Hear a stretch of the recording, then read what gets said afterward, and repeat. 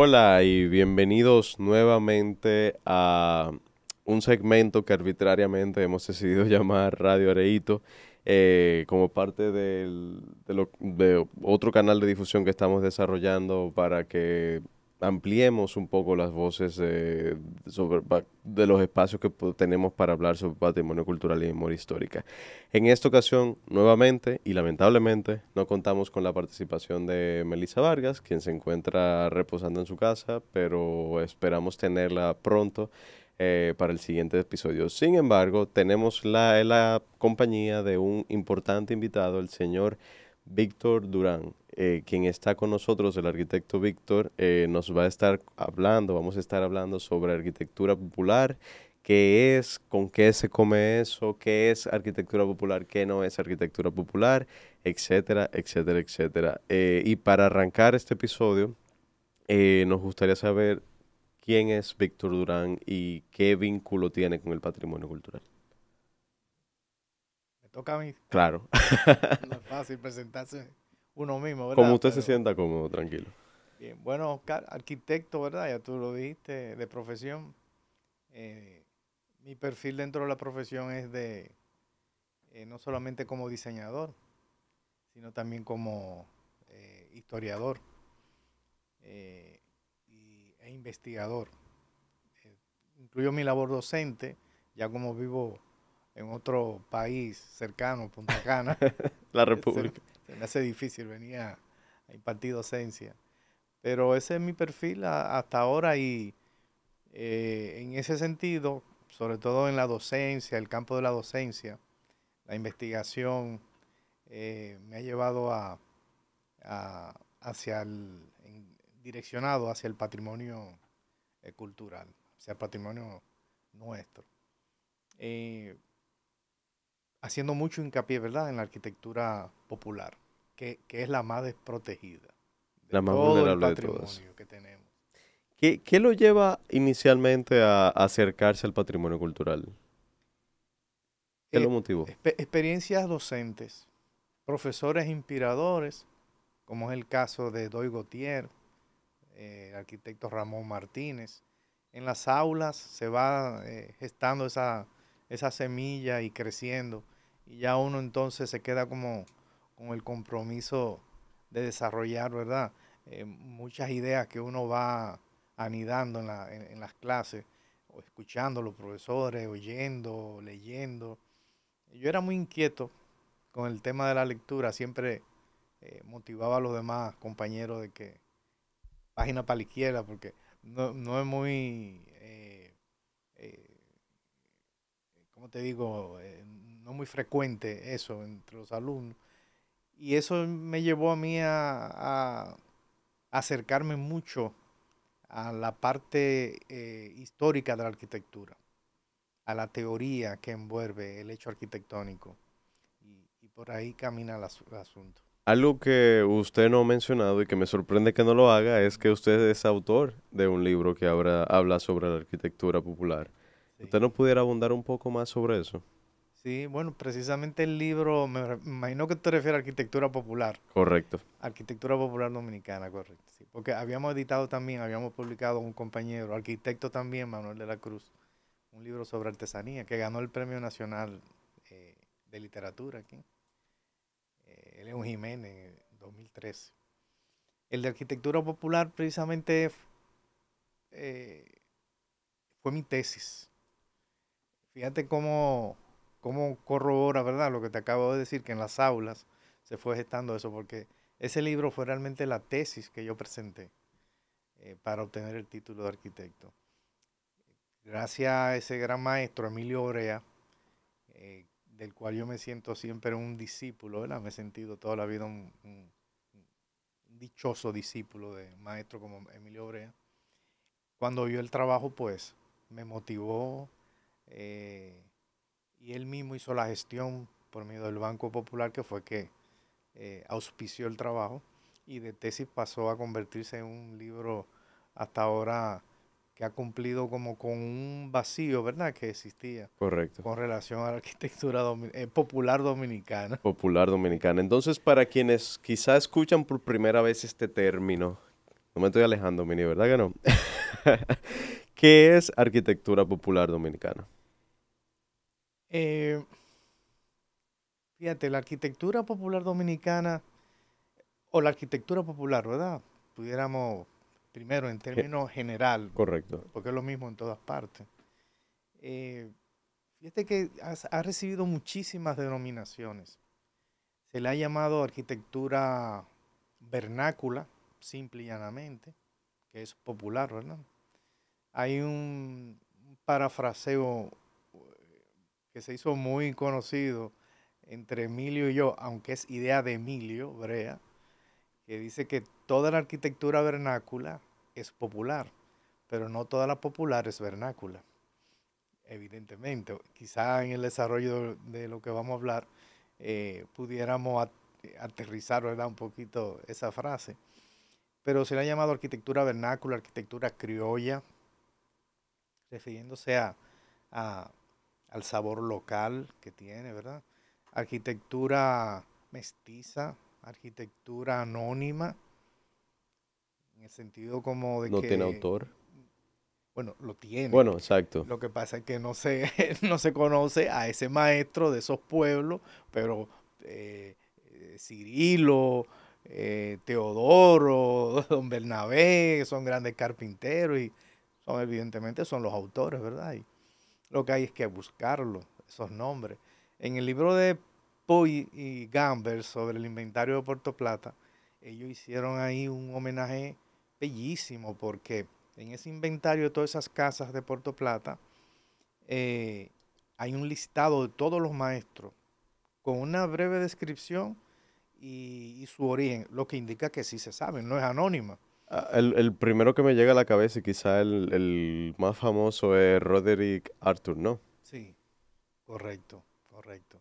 Bueno, hay una definición eh, de João Diniz, un arquitecto brasileño, que le llama la casa invisible, la arquitectura invisible, porque es tan cotidiana que Que se nos escapa a la vista, porque está en todas partes, pero sobre todo en los países en vía de desarrollo o como le dicen, tercermundistas, ¿verdad? Porque realmente eh, en vía de desarrollo no es, somos consecuencia del desarrollo. Entonces, una preguntita. Arquitectura popular entonces es, contiene varios estilos arquitectónicos, ¿es un estilo en particular o es básicamente un término sombrilla que engloba la arquitectura que de las masas? O sea, la arquitectura que, por ejemplo, podemos encontrar en un Villa Juana en el caso de Santo Domingo, en un Pueblo Nuevo en el caso de Santiago. Voy Correcto. Sí, bien. sí, va bien. Se puede aplicar lo que tú dices. Para quienes quizá no son arquitectos y que están llegando a este punto del episodio, no se me pierdan, vernácula, arquitectura vernácula es aquella arquitectura que utiliza los materiales de su entorno para la construcción del edificio, casa en cuestión. Ejemplo, los techos de cana, Correcto. las paredes de tabla de palma, ¿qué otro? La tapia también, creo que es otro de los Sí. materiales. Ayúdeme porque Melissa no está aquí como arquitecta y yo soy economista, o Sí. sea que estamos, El tejamanil, estamos por cojos. ejemplo.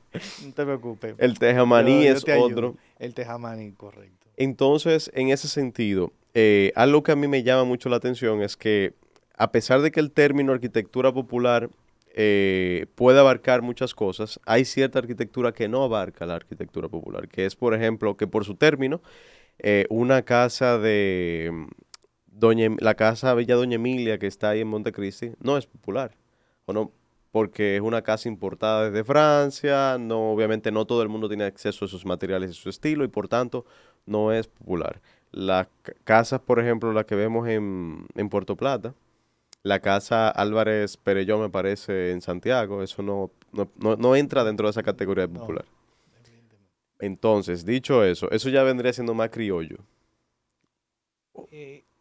Si tú estás englobando ahí también la de la casa de Doña Emilia en Montecristi, Exacto. no, no creo que se le pueda considerar criolla. Son arquitecturas que vinieron incluso con Pre- su catálogo. Prefabricadas. Sí, ya, y con su guía de ensamblaje, vamos a decir, desde el país de origen europeo, ¿verdad? Ujú. Eh, lo que, lo que sí es criolla son esos mismos carpinteros que trabajaron ensamblando aquí, los locales, que iban a su entorno a hacer sus casitas, entonces aprendían a hacer esos balaustres, a- aprendieron el valor de ponerle un tragaluz, y Ujú. entonces faldones, guardamalletas y todos esos detalles que funcionales en términos climáticos, pero también estéticos, tú ves, para engalanar, porque quieren poner su casa bonita. Y el bohío era muy simple, muy básico, siempre lo ha sido. Entonces a ese bohío comenzamos a ponerle aretes, collares y hacerlo un poquito más operativo, tú ves, más funcional, con una serie de nuevos materiales que, si me permite, Claro. cuando tú definías muy bien sobre la arquitectura vernácula y la diferencia con la arquitectura popular, o sea, dónde divergen las dos, Correcto. porque las dos son populares, pero tú con mucha propiedad lo dices, la vernácula es arquitectura. A mí me gusta usar este término para que la gente se lo ubique incluso en el tiempo. Con la era industrial nace la popular. ¿Por qué? Exacto. Porque ya tú un techo de cana lo cambia por una plancha de De zinc, zinc. Ujú. ¿verdad?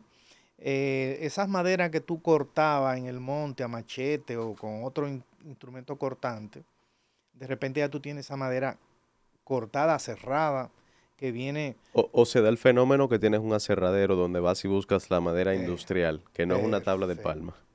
El color era un color probablemente de la tierra, ya ahora se usan pigmentos, pintura, entonces todo ese tipo, todos esos nuevos materiales, producto de la industrialización, sobre todo influenciado por Norteamérica.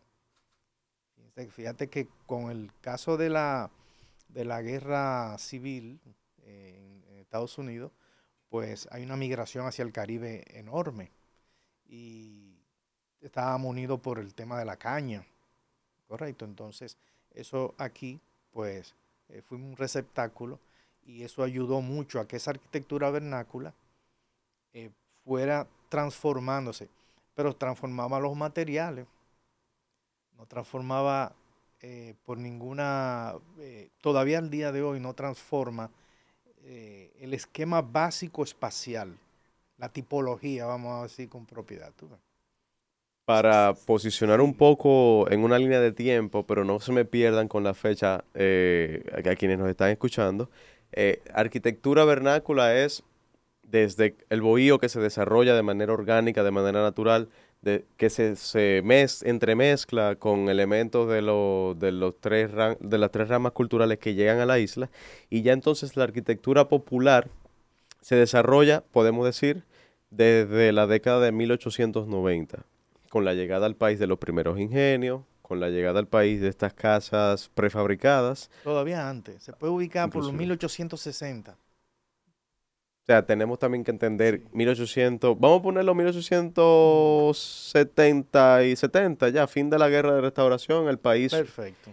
vuelve a ser un país soberano, hay cierta estabilidad política que permite un desarrollo económico. Con ese desarrollo económico, vemos que poco a poco van entrando al país nuevos materiales, como mencionó el señor Víctor, el arquitecto Víctor, entra el alucín, entra la madera procesada y entra algo muy importante, que sobre todo eso pasa sobre todo a finales del siglo XX, al final del siglo XIX, no me falle memoria, que es la llegada al país del cemento, Correcto. que no era un material que estaba a la disposición de todo el mundo, pero que, por ejemplo, la arquitectura popular lo utilizaba para la balaustre de la marquesina, No, de los balcones, las galerías, las lo hacían galerías, para los pisos, los pasamanos, medio punto. correctamente. Ahora, yo quisiera que nosotros aclaremos, señor Víctor, ¿por qué se le llama, bueno, por qué popularmente se le llama arquitectura victoriana a la arquitectura popular? Es un, es una, ¿cómo yo te diría? Es un término dictado por las clases populares. Surgió, aunque se tiene el registro que fue un arquitecto, el arquitecto, ahora mismo no me viene el dominicano, está vivo. En un momento te digo el nombre. Creó el término. Eh, nosotros, por ejemplo, estando el presente en un congreso aquí en la Universidad Autónoma, en el Auditorio Pedro Mir, eh, la arquitecta Risori Silvestre y Ujú. yo, que nos tocó exponer ese tema eh, con mucha profesionalidad, él estaba presente, se paró y nos dijo que él finalmente estaba convencido de que ese término de arquitectura victoriana no era correcto. Entonces, ¿qué es lo que ha sucedido? Se ha hecho tan popular, eh, es tan bonito, es tan importante en el Atlántico, Puerto Plata, con esa arquitectura, se hizo tan, se expandió tanto, eh, que realmente la gente aceptó el término tal cual y así se quedó. Entonces, el, el caso que nosotros básicamente eh, queremos resaltar es que un campesino, por ejemplo, de Duvergé, de otra banda, del Bonao, de Baní o Coa, que tenga su casita típica, una casa típica criolla con su planteamiento, con su planta, su tipología, como la han hecho toda la vida. De repente le incorporan unos cuantos aditamentos en el uso de la madera y ya la gente, no importa dónde esté, puede estar en la frontera, en Jimaní, y le dice una Sí. arquitectura, mira una arquitectura victoriana, pero realmente no es así, porque por el hecho de que tenga un faldón, que tenga una guardamalleta, un elemento de esos que ha tomado de esos catálogos, eso no indica que el modelo sea victoriano, es una arquitectura de aquí, que le han ido incorporando unos elementos, pero la primacía, si estamos hablando de arquitectura, tenemos que hablar de espacio. Ese espacio interior, que es el resumen de una manera de vivir, se mantiene intacto y eso es lo que vale. Ese es el Yo, valor. usted sabe que yo soy un intruso en estos temas de arquitectura y un freco, aparte de eso. Y como yo lo he podido organizar en mi cabeza y quizá a ustedes les funciona así, usted por favor siéntase en toda la confianza de contradecirme si no es así, es que victoriana más que un estilo arquitectónico es una época histórica. Bueno, estilo no es. Estilo no es. Una época sí. Es una época que define el reinado de la reina Victoria en Inglaterra. ¿Por qué es importante diferenciarlo de época a estilo? Porque, por ejemplo, la época colonial, que es todo lo construido previo a 1844. Eso hay un Correcto. palacio de Burguellá, un convento de Santo Domingo, una fortaleza Osama. Pero eso no quiere decir que la arquitectura de la fortaleza Osama y del convento de Santo Domingo sean coloniales, no. O sea, de hecho, tienen elementos barrocos, elementos renacentistas, y esos son los estilos arquitectónicos. En el mismo caso de la victoriana, es como que, por ejemplo, nosotros le digamos a la torre del Banco Central que es de estilo isabelino, porque se construyó durante el reinado de la reina Isabel II de Inglaterra. Un poco irrisorio, bueno. Pero nada, lo Chocante. mismo también pasa con la arquitectura republicana, que es todo lo construido después de 1844. Correcto. Entonces, dicho eso, ¿qué le podemos decir a esa gente que sigue repitiendo arquitectura victoriana? No, no, yo entiendo que el término se va a quedar, ¿entiendes? Porque, por ejemplo, eh, yo vivo en la Rómulo Betancourt, eh, casi llegando a Luperón, pero los vehículos dicen Bolívar. Sí, Se quedó el término Bolívar. Y por ejemplo, la Churchill le da tal malecón, pero no, Jiménez Moya de un punto para allá, ¿verdad? Entonces cuando se quedan esos nombres ya es muy difícil. Lo que nosotros decimos, claro, en el ambiente académico es que esa arquitectura criolla, muy dominicana, eh, que ha ido recibiendo todos esos elementos como ha recibido de esos catálogos para ella ponerse más bonita, modernizarse, ¿verdad? Y actualizarse. Hemos, hemos perdido la oportunidad de llamarle como otros países del Caribe le han apropiadamente llamado. ¿Cómo? Por Criolla. ejemplo, casa antillana. Y tú quieres Arquitectura antillana. un término más lindo. Estilo caribeño, que para Bruno Estaño fue el primer eh, com- eh, ¿cómo es? Globalismo en la arquitectura. Estuvo en el gingerbread. En Haití le dicen la arquitectura del gingerbread. No mencionan victoriano por ningún lado. Casa Antillé, Casa Creol, Casa Criolla. eh, Son términos muy bonitos. Que uno pudiera integrarse más hacia la región del Caribe, mirar más a la región que para el norte. Sí, no, nosotros sinceramente tenemos una desconexión con la región donde nos estamos ubicando, pero no, definitivamente ese es un debate que vamos a seguir teniéndolos adelante. De hecho, a través de la plataforma de fachadas, nosotros constantemente tratamos de concientizar a la gente de que vayamos poco a poco rompiendo con ese término de victoriana, porque realmente es muy normal que nosotros veamos hacia afuera para darle valor a que tenemos acá, pero no debería de ser el caso.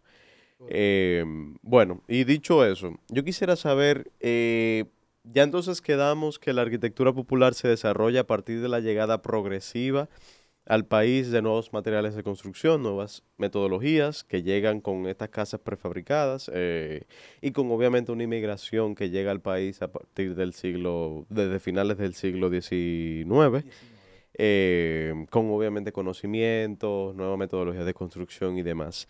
Pero, ¿qué pasa entonces después? Después de eso. Lo mismo, Oscar, porque por ejemplo, la arquitectura popular sigue existiendo, o sea, y sigue modernizándose, o sigue actualizándose, y sigue recibiendo influencia.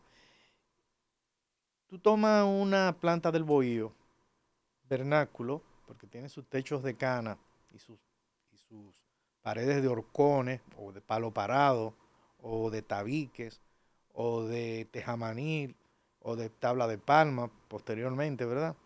Porque la tabla de palma pudieron ranurarla cuando los españoles trajeron instrumentos cortantes que no lo tenían los locales.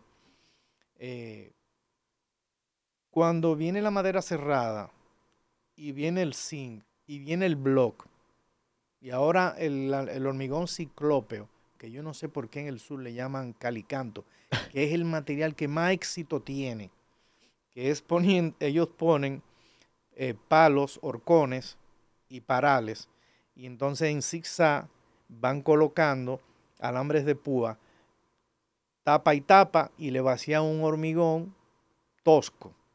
Y tú ves el sur entero, entero minado de eso. Todo el sur ya ha ido sustituyendo. De hecho, hay casas que tú la ves hasta con sus rayitas, porque dejaron las tablas originales que les sirviera de encofrado, pusieron una por dentro, vaciaron y cuando la quitaron quedó el dibujo de las tablas, pero es calicanto. Fíjate que todavía hoy siguen introduciéndose nuevos materiales, pero la tipología es la misma, no varía. Varias, Increíble. varias preguntitas ahí. Vamos por parte. ¿Dónde podemos hoy en día encontrar esa arquitectura popular de inicios del siglo XX en República Dominicana? Eh, Mira, de la- yo sé que la pregunta es sobre arquitectura popular.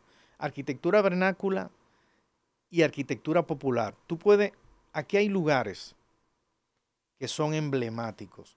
De hecho, nosotros lo que hemos estado involucrados en la docencia, y yo mismo que participé como maestrense, ¿verdad? En una maestría de arquitectura tropical caribeña en la UNFU. hay lugares que son laboratorios, que son emblemáticos. Ahí tú vas a encontrar arquitectura vernácula en abundancia y de calidad. Yo estoy pensando en uno, pero veamos Y popular igual. si llegamos a la misma conclusión. Eh, ¿Cuáles son? Sabana Buey Ah, qué bueno que lo noté porque si no, no me lo iba a creer. y Villa Totalmente. Fundación. Totalmente. Esos dos lugares, yo escribí algo y lo publiqué ahora en el Facebook, lo puedo enviar ahora a Fachadas, Por favor, por favor. con una preocupación con relación a Sabana Buey, porque Sabana Buey ahora, que era una comunidad muy pobre, ya está comenzando a haber movimiento. Claro, con el desarrollo turístico y demás. Correcto. Ahí está Punta Arenas, ¿verdad? Es un proyecto grandísimo, pero eso pasó algo, por ejemplo, con otra banda, Parecido a lo que pasó con otra banda, sí. y otra banda era bellísima. Otra banda tenía muchas casas y ellos tenían concursos para pintar sus casas y eran muy lindas. Y los turistas, yo conozco choferes de autobuses que los turistas lo obligaban a detenerse en otra banda. No es que tienen que pararse a tomarle fotos a esas casas. Entonces, todos esos turistas parándose a tomarle fotos, comenzaron a sacar mesitas, a vender agua, a vender dulce, tal cosa. Floreció el comercio, los ingresos, ya había que comprar una televisión, un Nintendo, una qué sé yo qué cosa. Entonces vamos a ponerle, como no quiero que me lo roben, vamos a ponerle ahora hierro a la casa. Y mira, ya yo tengo dinero, esta casa de pobre, vamos a cambiarle esa tabla. Se fue cambiando todo y ahora no se para nadie. Ujú. Entonces, De hecho, ni pasan por ahí ahora. pero ahora mismo no, muy pocos en rutas de diversión, pero eh, mien- cuando no estaba la autovía, que seguían transitando por otra banda, el deterioro fue enorme y el interés de los turistas por detenerse a tomarse una foto. Se detuvo. Fíjate que tú tienes una casa de madera linda, de esas bonitas viejas, pintaditas, y una casa modernísima de hormigón que cuesta 10 veces esa de al lado, pero ellos no se toman foto en esa, Mm, mm. es en la de madera que se toman fotos, muchísimas, y es la que llevan como un, una prueba de cultural, de la identidad de un país, no es la otra casa, sino esa. Nosotros somos testigos realmente de la cantidad de inmuebles que tiene Sabana Güey. No lo hemos visto en ninguna otra parte del país. De hecho, nosotros hemos rututeado bastante en el trabajo del engrosamiento del registro fotográfico que tenemos. Y Sabana Güey definitivamente es un caso aparte. Aparte. Pero te puedo decir varios más. Cuéntame. Todavía mayor, Duvergé. No, no me he fijado en A Duvergé. Duvergé, si quieres ver arquitectura popular genuina y en abundancia y con mucha calidad, te va a Duvergé. Igual Pueblo Viejo en Asua, Boechío en Asua también, Las Charcas y Estefanía en Asua. Y en esta zona de Higüey, El Bonao, Nisibón, Laguna de Nisibón, eso es Todavía. increíble. Yo agregaría ahí Mm. también, si no me falla la memoria, bueno, me falló. Eh, discúlpeme.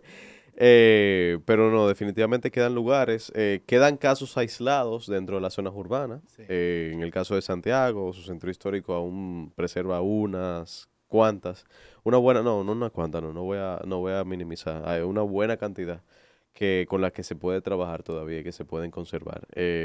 Igualmente también en Montecristi, igualmente en diferentes centros urbanos que, como usted bien menciona, tienen un potencial enorme porque quien nos visita no nos viene a visitar por la modernidad, nos viene a visitar por la identidad y por la cultura que hay detrás de eso. Entonces, ¿se acuerda que le dije que eran dos preguntas? La primera era la Sí. ubicación y la segunda era la tipología. ¿A qué usted se refiere con tipología cuando usted dice que la tipología de la casa vernácula, de la casa popular y de las modificaciones que se han hecho con Calicanto siguen siendo la misma? Sí, exactamente. Una tipología ya es un concepto muy amplio, muy genérico, y el tipo es un ente que se ha ido configurando en el tiempo y logra afianzarse. En un grupo humano, un tipo, en este caso de arquitectura, que puede ser un modelo de vivienda o puede ser un esquema de urbanización, por ejemplo, es porque la gente, la comunidad o los grupos humanos entienden que de esa manera, de esa forma, con esa distribución, ellos pueden desarrollar su vida, su cotidianidad. Entonces, no se apartan. Y ese tipo o esa tipología se hace siempre recurrente. Por eso, cuando buscan al maestro, el maestro no sabe salirse de ahí, sino que puede hacerle quizá ese mismo esquema de 2 habitaciones o 3 habitaciones con la sala, dependiendo la tipología que sea, ¿verdad? Porque nosotros logramos identificar 2 tipologías básicas, que es la lineal y la nuclear. Son términos que lo usamos nosotros, Emilio Brea y yo, solamente como para poder nombrar. No es que sean así, que sean lineal y nuclear, pero lo puedo explicar. Pero cuando vimos las 6,000 y pico de viviendas que yo había recolectado en mi tesis, Se repetía. entonces eran recurrentes 2 tipos básicos. O sea, el porcentaje mayor era uno u otro. Para quienes nos están escuchando y que quizá están igual de perdidos que yo, no mentira.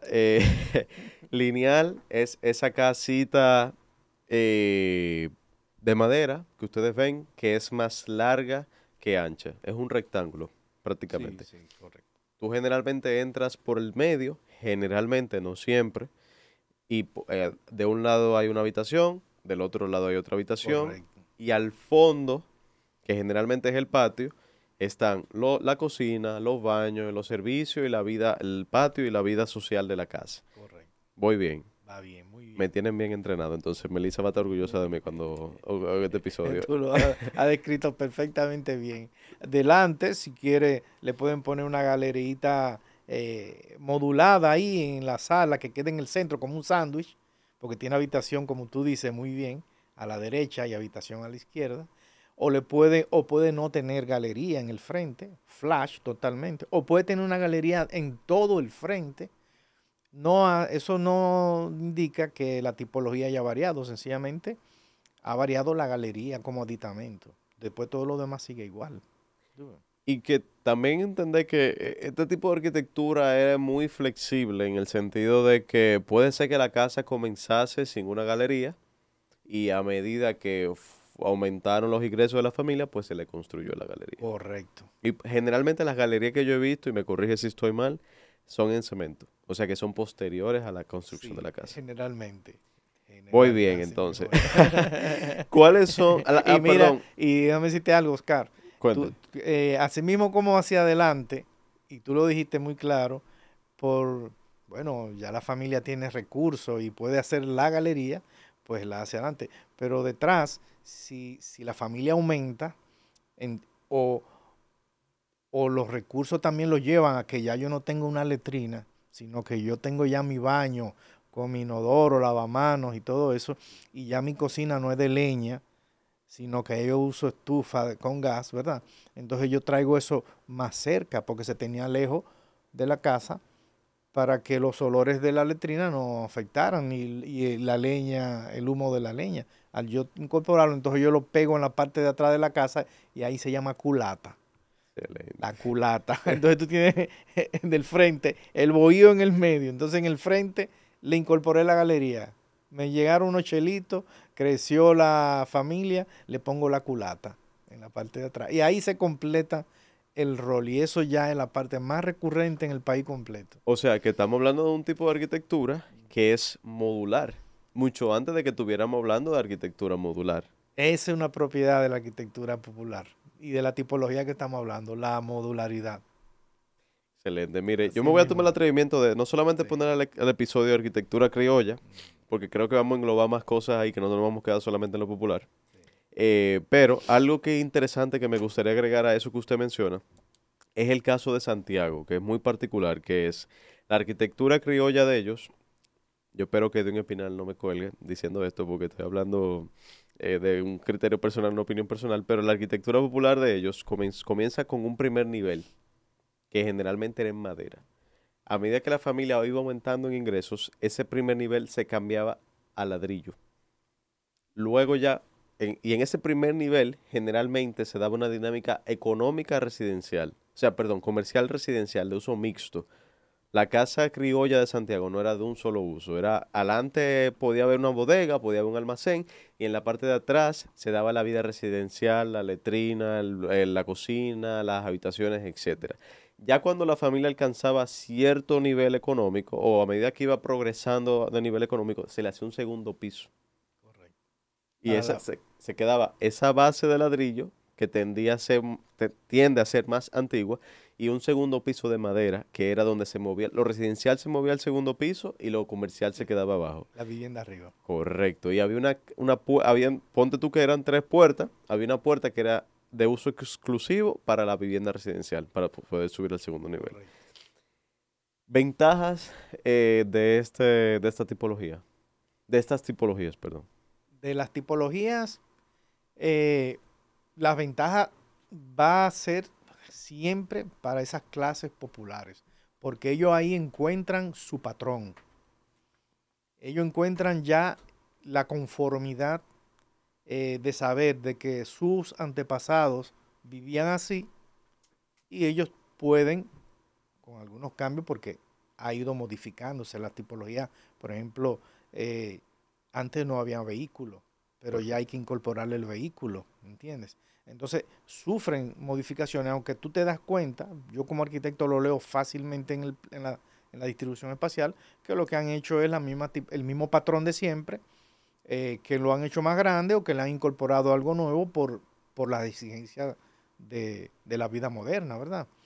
Esa es una gran ventaja para las clases populares, pero por ejemplo, en, si nosotros estudiamos a profundidad la arquitectura popular, eh, no, para los arquitectos son una fuente inmensa de inspiración y de obtención de datos válidos. En el libro Manual de Síntesis de la Forma de Christopher Alexander, un libro muy importante, él llama, a propósito de la pregunta al principio que tú me hacías de qué arquitectura popular, él llama a la arquitectura popular arquitectura inconsciente de sí misma, arquitectura inconsciente de sí misma, y a la arquitectura académica arquitectura consciente de sí misma. Entonces él resume el libro diciendo cómo es posible que la arquitectura inconsciente de sí misma puede dar solución válida a los problemas humanos y la arquitectura consciente de sí misma estamos como a la deriva. Fíjate qué valor le da ese investigador y ese teórico de la arquitectura y del diseño a ese caso. Entonces, él lo que dice, bueno, pero si ellos han tenido tanto éxito, la arquitectura inconsciente de sí misma, que es la arquitectura informal, criolla, popular, vernácula, mestiza, invisible, anónima, como Como tú le le queramos quieras llamar, llamar. se le ha ganado todos esos motes. Eh, entonces vamos a estudiarla. Y yo le he dicho, por ejemplo, a mis alumnos, le pongo un ejemplo claro, desde muchísimos aspectos. Le conté una vez que llego a Estados Unidos, a Boston, en un invierno fríísimo. Los amigos me dicen eh, que lleve ropa fría porque cuando me desmonte del avión, pues afuera va a ser mucho frío. Efectivamente, me llevé el más grande y varias capas. Los amigos que me recibieron cuando estaba en el aeropuerto, que me reciben, que ya vamos fuera, pues cuando nos saludamos, yo entendí, o sea, calculé rápidamente que entre la piel natural de mi amiga y mi piel habían, qué sé yo, algunas 4, 5, Capaz de. 6 pulgadas de separación. Cuando llego aquí, después del viaje, unos 10 días, que me recibe mi esposa con una blusita como la que se usa aquí, una franelita. Yo vine todo lo contrario. Y prácticamente la distancia entre la piel natural de ella y la mía era casi nula. Eso tiene una carga erótica muy alta. Correcto. Entonces, yo digo, la única arquitectura la arquitectura que aquí ha podido representar eso, esa sensualidad, es precisamente la madera. Y es propia de la arquitectura popular. La arquitectura popular es la que más la ha explotado. Y por ejemplo, el término, el uso de los colores, la proporción, el tú manejarte siempre en el marco de la tradición, de no violentar un entorno, que tú tienes que intervenir con una propuesta, y muchas veces lo que queremos es ser muy protagonistas, cuando lo de verdad que tendríamos que aplicar mejor un anonimato, como lo es la arquitectura popular, y ese ya es un principio. Materiales de baja inercia térmica, eh, eh, sombras, penumbras, viento cruzado, todo ese tipo de cosas tú lo vas a encontrar en la arquitectura popular. Y evidentemente son fuente de inspiración para cualquier arquitecto. Lo más interesantísimo de este estilo arquitectónico es que tú lo encuentras la misma, como usted mencionaba, la misma tipología desde Nagua hasta Pedernales. O sea, a pesar de la distancia, que quizá para algunos quizá no pareciera mucha, pero en aquella época, imagínense, Sí. o sea, la distancia que había que recorrer, o sea, eran dos comunidades que no tenían conexión o comunicación una con la otra. Sin Claro. embargo, vemos como de manera orgánica surge eh, esta arquitectura que lo que usted mencionaba, en resumidas cuentas, es que tiene una adaptación bioclimática. Claro. O sea, lo que hoy estamos hablando de edificios sostenibles, ya lo estaba aplicando la arquitectura criolla, popular, etcétera, a inicios del siglo XX. Claro. Y tú has dicho dos cosas, Oscar. Mira, ahorita cuando hablaba de la arquitectura, de la tipología lineal, porque ahora se ha entremezclado todo. O sea, ahora tú encuentras arquitectura, tipologías lineales que son típicas del sur y una parte del este, que no había en el Cibao. Ya tú lo encuentras para el Cibao, porque hay una migración interna que en el tiempo ha ido entremezclando todo. Pero, y dijiste otro término, que la comunicación antes, vamos a decir, de la invasión norteamericana del 16, no era fácil. No. Cruzar para el norte no era fácil. De hecho, la mayoría de los capitalinos se iban en goleta a Puerto Plata, porque no había cruce. Era más rápido. Era más La, rápido. la forma más rápida de comunicación en aquel entonces era el ferrocarril central dominicano, que iba Correcto. desde Sánchez hasta La Vega, perdón, Moca. hasta La Vega, tú te apeabas en Moca porque no empalmaban, y después te montabas en otro ferrocarril y llegabas a Santiago y de Santiago a Puerto Plata. Importante y qué bueno que usted menciona eso, porque justamente la aparición del ferrocarril es la que unifica la tipología de la arquitectura criolla en Exactamente. todo el Valle del Cibao. Perfecto. Eso está muy bien. Así mismo. Porque entra por el puerto de Sánchez y por el puerto también de Montecristi Puerto Plata y y Montecristi, Montecristi. y se va insertando en el corazón del Cibao. Correcto. Y en el sur. Y ¿Quién jugó ese papel? en el sur, usted me está retando, Vamos a ver. en el sur lo juega Barahona, si no me equivoco. Sí, pero qué fenómeno. Porque tú acabas de hablar del ferrocarril, bueno, para no hacerlo muy extenso. Ayúdame. En el sur, los ingenios. El ingenio. El ingenio azucarero, con los bateyes. El Barahona. ¿Qué otro? Sí, Bueno, sobre todo el Barahona, pero en el sur, abarco en el sur, geográficamente también el este, o sea, la parte sur del país. Ah, ok.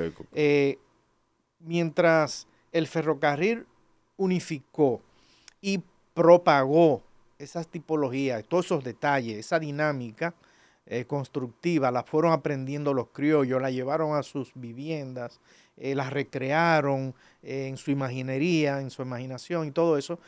Lo que prevaleció en el sur y el este fue la herencia, la influencia de los ingenios. Entonces, mientras en el norte llegaban esos catálogos llenos de todas esas riquezas, en el sur y el este lo que llegaban eran los bateyes con esa planimetría totalmente limpia, Muy práctica, muy muy práctica, práctica. porque vamos a poner como ejemplo el caso del ingenio Barahona, Sí, que comienza a construirse a principios del siglo XX, y ya los americanos vienen con los conocimientos adquiridos de la construcción del Canal de Panamá. correcto, así mismo es. O sea, nosotros vemos hoy, tomamos como algo por sentado el Canal de Panamá, pero en aquel entonces el Canal de Panamá fue una de las maravillas de la ingeniería global. ¿Por qué?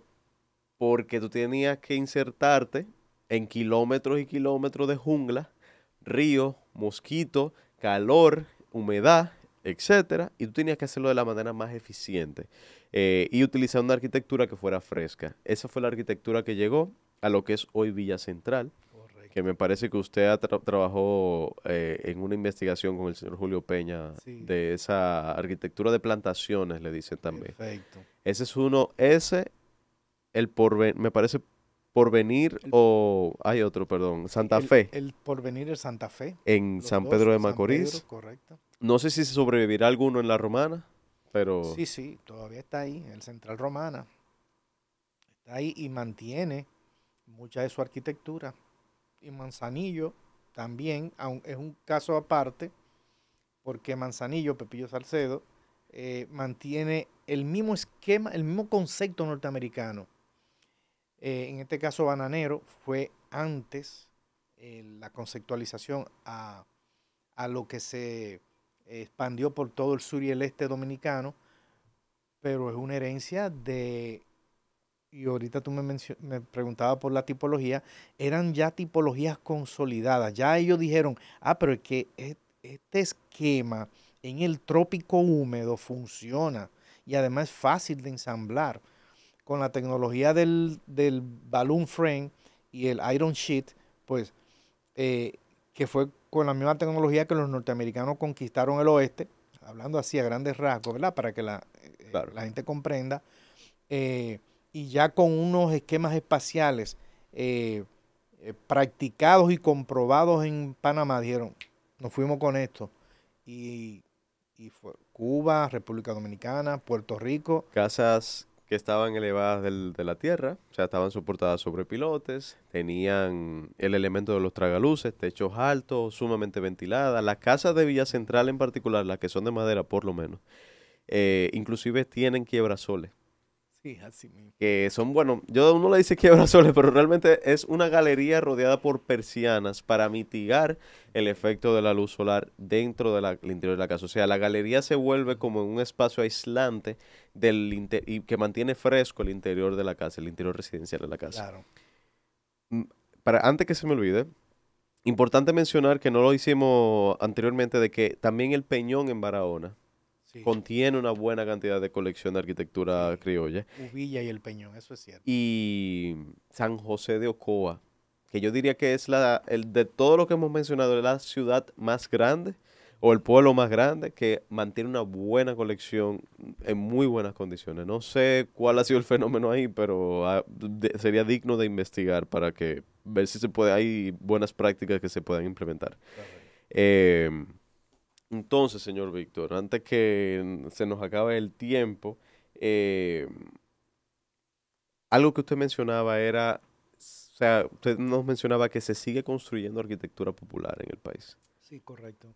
Pero, ¿de las casitas típicas de madera o qué? Se siguen construyendo en madera. Se siguen construyendo en madera. Eh, Materiales que han desaparecido, lo hemos comprobado, es el tejamanil. Se descontinuó. El- la tabla de palma, ya lo que tiene que ver con la madera y las regulaciones que hay con respecto a la deforestación, se ha ido también mermando un poco. Que es un error, porque la teoría de ahora, las nuevas corrientes del pensamiento arquitectónico.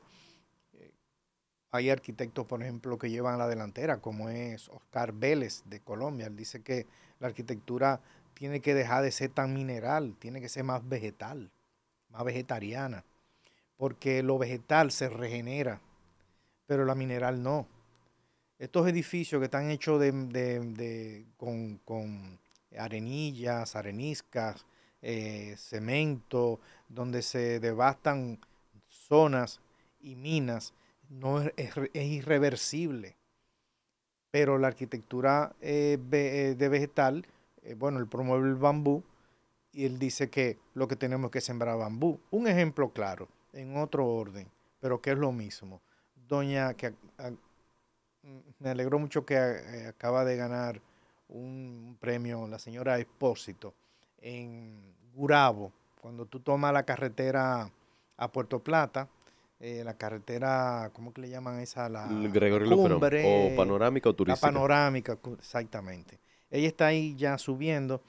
Ella trabaja con el tejido a mano y su materia prima principal es el de la cana, de la palma cana, los cogollos que aquí lo usan en los miércoles de ceniza, ¿verdad? Para hacer la cruz. Esa es su materia prima.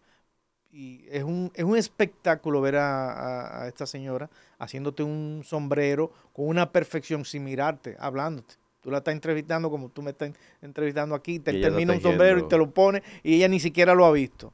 Y ella dice, ya no hago nada porque no hay palma, no tengo de dónde sacarla, se han agotado todo. Y yo, pero nosotros entonces lo que tenemos es que sembrar palma para que esa tradición siga. Totalmente. Y por alguna razón me llega el caso del Aeropuerto Internacional de Punta Cana, que Correcto. se construye y es de los primeros, no sé si sea el único, aeropuerto que utiliza eh, hoja de palma de cana para el techado de su aeropuerto. Claro. No hay forma en que se pueda reincorporar, por ejemplo, esto del tejemaní, la tabla de palma en la arquitectura actual Sí, claro. contemporánea. Y hay jóvenes arquitectos que lo están haciendo. Está, no recuerdo el nombre de este arquitecto joven, pero ya ha aparecido su trabajo, yo lo invito a ver, inspirado en un estudio que hizo el arquitecto Esteban Prieto sobre su tesis para el doctorado sobre el bohío. Él se inspiró y leyó ese libro y hizo una propuesta muy bonita, que son el mariposario del Jardín Botánico.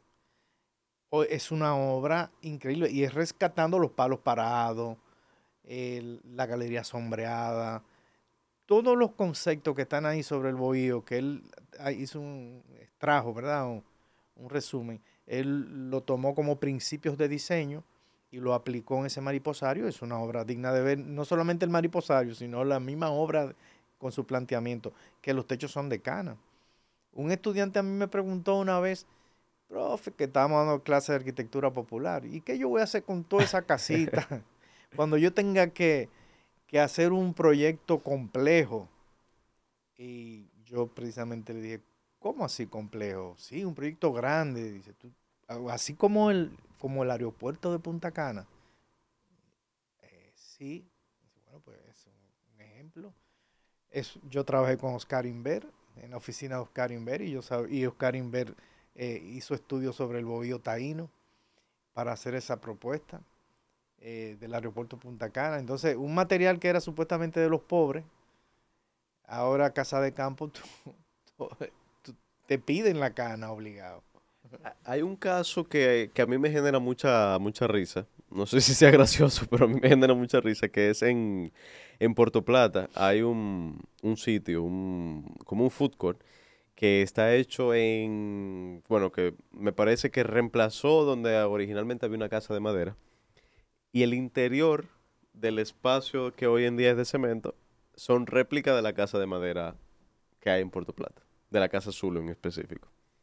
Entonces, es irónico como nosotros tenemos la conciencia de que esta es una arquitectura que tiene un potencial estético, que tiene un potencial turístico, por su estética y particularidad, pero aún así seguimos desapareciéndola poco a poco.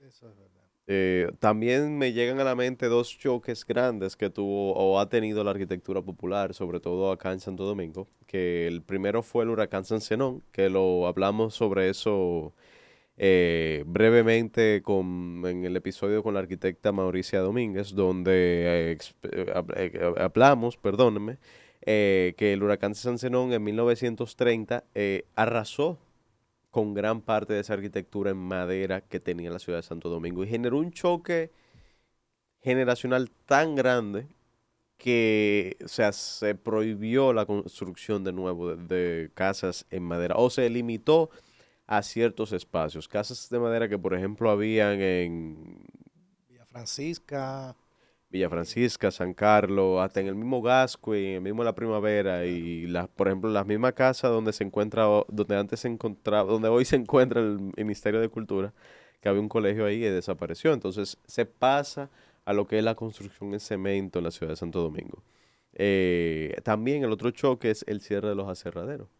O sea, ya Sí, no, con el cierre de los aserraderos, la madera tiene que ser importada y ese costo de transporte hace que ya quizá no sea tan rentable construir en madera versus construir en cemento, que claro. ya hay una más disponibilidad. Siguen habiendo cementeras acá después del cierre de los aserraderos y por tanto, bueno, pues me parece que por ahí puede ser uno de los grandes choques.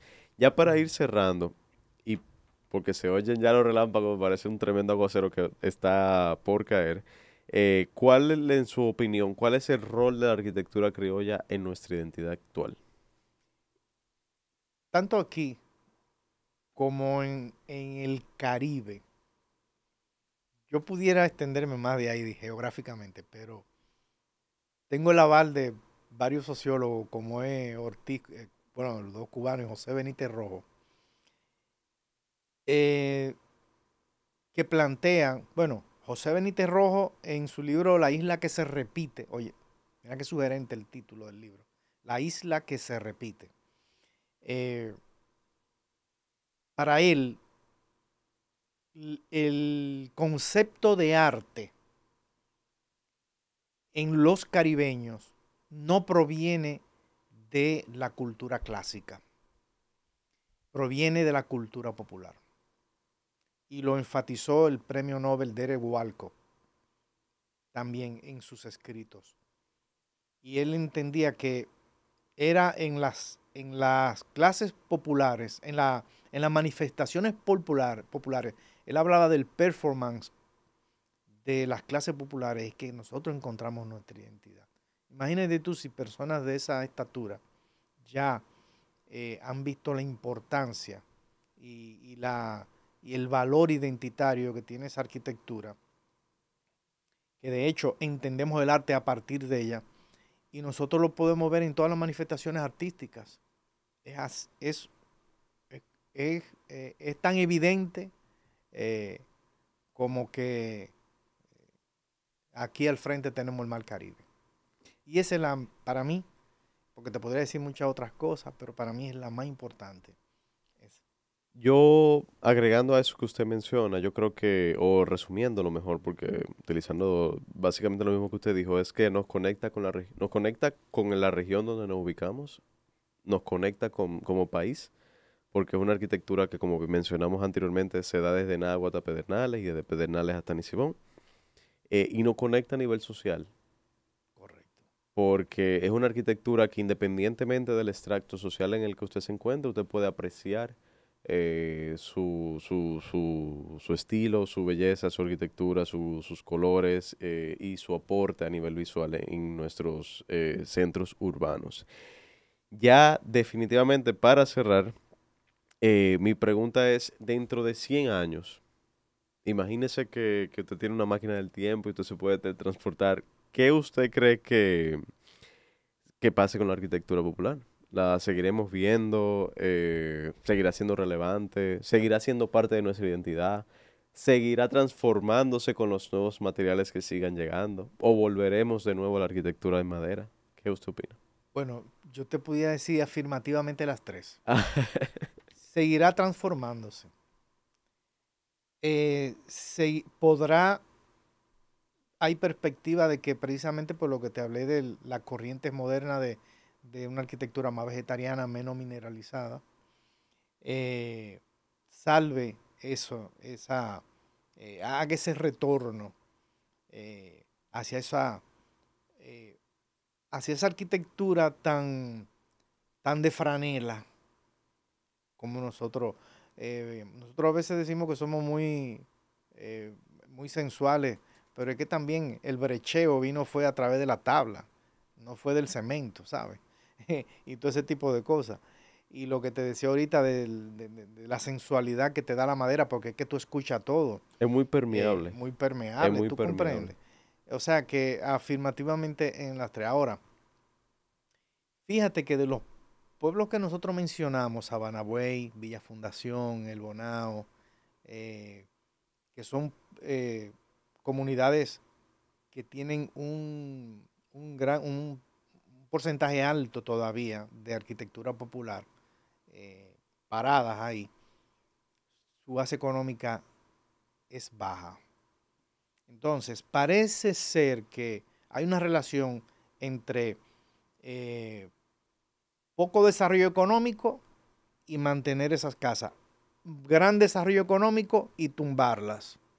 Entonces ahí sí tenemos un gran enemigo, que es en Sabanagüey precisamente, que vi el caso de un señor, una casa muy linda, que de hecho yo la había visualizado para un restaurante y se lo iba a proponer porque se iban a enamorar de ese restaurante con por dentro los horcones y los parales de Vallahondas y Cambrones Wow. son curvos, labrados con machete, y eso da una forma, pero ni Gaudí. Y yo decía, pero esto iluminado con unos colores, y tú, estos turistas que vienen a Punta Arena, y tú lo traes aquí en un ambiente criollo, se le sale la baba, como dicen popularmente. Pero él le fue bien y lo que hizo fue desbaratarla, hacer una casa de cemento horrible, y entonces ese sí que es un enemigo de la arquitectura popular. También algo que atenta es precisamente el desarrollo económico en otro sentido. Es la regulación, porque, por ejemplo, académica, la regulación oficial pudiera también dar al traste, porque para tú pasar por obras públicas, un proyecto de vivienda tiene que tener ciertas características. Entonces, no te van a dar la aprobación si es una arquitectura que está regularizada porque tiene que cumplir con una serie de estándares y la popular ahí no va a pasar la prueba. Y evidentemente que mientras más eh, se regularice, pues más atenta contra ella. Eh, ¿Entiendes? eh, Descansa en la informalidad. correcto. Esa es una de su gran ventaja y su gran Sí, desventaja. Y yo creo también es que, correcto. o sea, también hay que ser un poco consciente de que pedirle a una gente, que una persona, una familia que reside en una casa de arquitectura moderna, que siga viviendo como vivía cuando la casa fue construida es ilusorio. Eh, Hay que buscar las maneras de buscar puntos medios y no irnos a los extremos. No intentar preservar eh, como era originalmente, porque justamente nos estamos alejando de los principios de la arquitectura popular, que es esa adaptabilidad para Correcto. cumplir las necesidades de sus residentes. Pero tampoco irnos al otro extremo, que es adaptarlas tanto que se pierda su esencia. Eh, entonces vuelve de nuevo el mismo tema que ha sido recurrente en nuestros últimos tres episodios, que es ahí entra el rol de la creatividad del arquitecto Claro. y de cómo ah, crea herramientas, mecanismos para básicamente adaptar esa casa a los nuevos tiempos sin destruirla. Yo no quisiera cerrar este episodio sin antes darle las gracias por aceptar la invitación a este episodio. Sinceramente, yo Me siento muy honrado porque, o sea, me encanta el trabajo que usted hizo con el libro de Arquitectura Popular Dominicana. Bueno, La verdad es que es una fuente de inspiración y una fuente bibliográfica eh, para el trabajo que nosotros hacemos desde Fachadas, porque es un compendio de todo lo que se ha escrito al respecto. Entonces, es un buen punto de referencia y nosotros siempre que vamos a hablar sobre el tema, lo utilizamos como una fuente bibliográfica. Si ustedes no lo conocen, pueden tener por seguro que adjunto a este episodio lo vamos a estar incluyendo en el enlace. Ya está, de hecho, ya está en nuestra biblioteca digital, pero de todas formas lo vamos a incluir en el enlace para que lo puedan leer y lo puedan ojear, porque tiene una buena colección fotográfica, además del contenido. Nada, señor Víctor, agradecerle la invitación, espero se haya sentido a gusto. Y nada, no sé si quiere decir algo antes de retirarse o de terminar el episodio, mejor dicho. bien, no, darte las gracias, lamentando que Melissa No, hombre, no haya sí. estado aquí. Melissa fue que cuando el Banco Popular presentó el libro en un hotel de aquí de la ciudad, eh, la que dio las palabras fue Melissa. No sé si tú sabes ese No dato. lo sabía, pero Melissa está en todo, porque así también Melissa es el hilo conductor de este universo paralelo que llamamos Radio Ah, Areito, ah, porque Melissa fue también estudiante de la profesora Mauricia Domínguez, y me imagino que también de una forma u otra ha trabajado con José Enrique del Monte, o sea que al final todos los caminos llevan a Melissa. Esperamos tenerla por acá en el episodio que y que viene se mejore. y que se mejore. Así que nada, agradecerles también a ustedes que nos han escuchado hasta acá. Recordarles que es importantísimo, crucial, fundamental que nos ayuden con la difusión de este espacio. ¿Por qué? Sencillo, señores. Lo que no se conoce se pierde, tal cual como el patrimonio cultural y la memoria histórica. Entonces, si no estamos llegando a la suficiente cantidad de gente, pues entonces no estamos consiguiendo los resultados que quisiéramos. Es importantísimo que esta información la hagamos difusión y eco de ella para que llegue a la mayor cantidad de personas y para que sobre todo podamos asegurar la sostenibilidad de estos espacios en el largo plazo, que no son muchos en nuestro país. Y que por tanto hay que cuidar y preservarlos para que, bueno, podamos seguir teniendo estas conversaciones sobre arquitectura criolla, popular, vernácula, No, etcétera. y tú lo dijiste muy claro, sobre el patrimonio. Hay una frase muy famosa que dice, reza así, dice, eh,